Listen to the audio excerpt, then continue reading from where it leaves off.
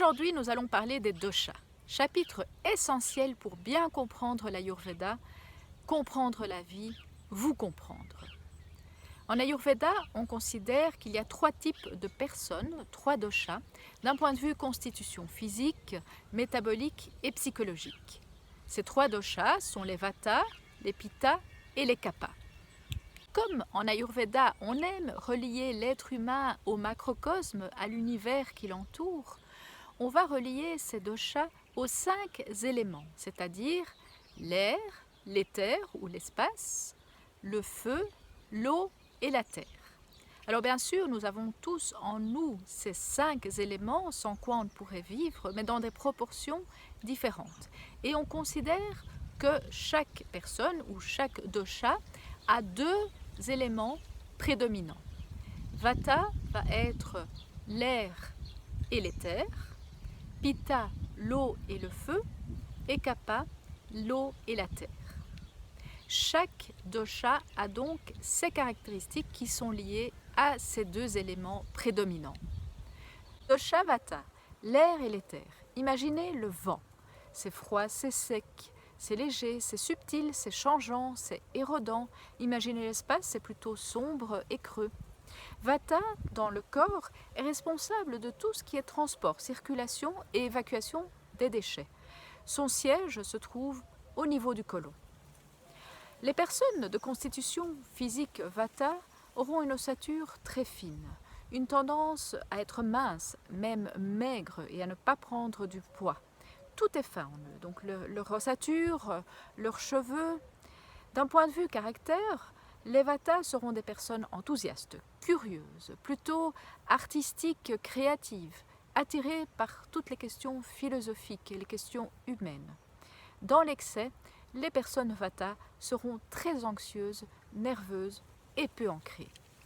Pitta, l'eau et le feu. Mais ici, le feu est vraiment prédominant. Imaginez une flamme, c'est chaud, c'est léger, c'est huileux, c'est mordant, acidifiant, divisant. Au niveau du corps, Pitta est responsable de tout ce qui est transformation, métabolisme, feu digestif, température corporelle. Son siège se trouve au niveau de l'intestin grêle et du foie. Les personnes de constitution physique Pitta auront une ossature moyenne, seront assez athlétiques et auront une tendance à se muscler facilement, à ne pas trop prendre de poids, et ce malgré leur appétit féroce, puisque leur feu digestif est très présent. D'un point de vue caractère, ce sont des personnes ambitieuses, organisées, qui vont jusqu'au bout des choses, courageuses, qui ont le sens du leadership. Dans l'excès, elles deviennent impatientes, intolérantes et colériques.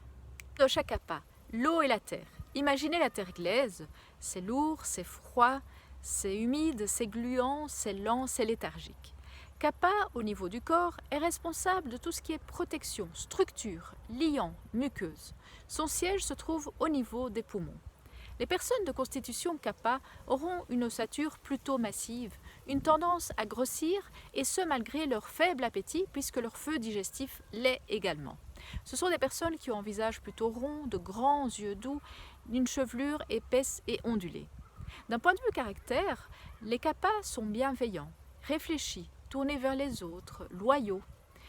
À l'excès, ils deviennent possessifs, léthargiques et ont parfois une tendance à faire des dépressions. On a tous en nous les 3 doshas en proportions différentes. La plupart seront d'un dosha, éventuellement de 2 doshas dominants, et très rarement auront les 3 doshas en proportion égale.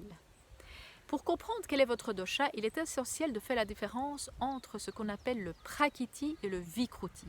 Le prakriti, c'est votre constitution, votre dosha de naissance. Par exemple, le genre de cheveux que vous avez, sont-ils épais ou fins, ne changera pas. Votre ossature ne changera pas. Et votre condition, votre vikruti, c'est la vie qui vous façonne et qui vous conditionne.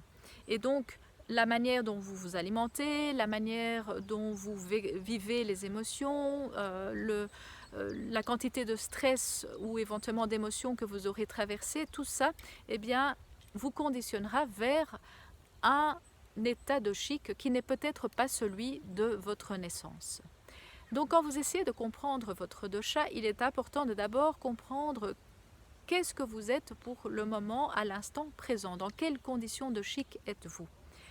Ensuite, si vous êtes en déséquilibre ou en excès de ce dosha ou de ces deux doshas en général, eh bien vous essayez de rééquilibrer.